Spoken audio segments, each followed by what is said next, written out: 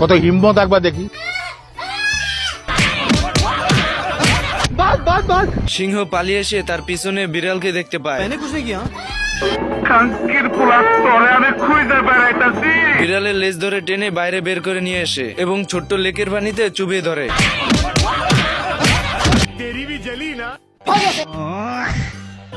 এরপর এ পাখিটিকে দেখতে পায়। পাখিটিকে ধরার জন্য বিড়াল খাবারের গাড়ির ভিতর লুকিয়ে পড়ে।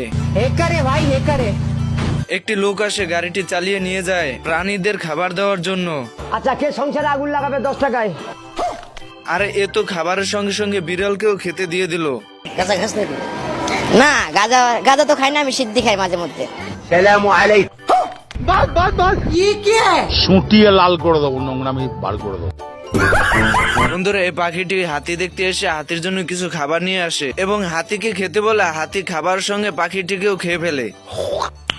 আর মানুষ পান না, বারবার শুধু আমার উপরে। ये सब क्या देखना पड़ रहा है? হাতিটা এসে গর্তে পা দেওয়ার জন্য বিড়াল হাতিটার পা ঠেলে সরানোর চেষ্টা করে, কিন্তু অনেক চেষ্টা করার পরও ব্যর্থ হয়।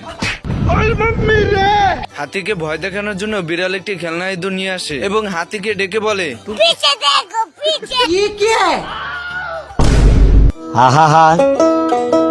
আমি পারি না, আর পারি না। এরপর পাখিটি গুহা থেকে বেরিয়ে এসে লেকের মাঝখানের গাছের উপর বসে পড়ে। আর এদিকে বিড়াল গাছের উপর উঠার জন্য লাঠি ব্যবহার করে, আর অপরদিকে পাখি কলা খেয়ে কলার খোসা ফেলে দেয়, আর বিড়াল কলার খোসার উপর পড়ে উঠতে উঠতে লেকে চলে যায়।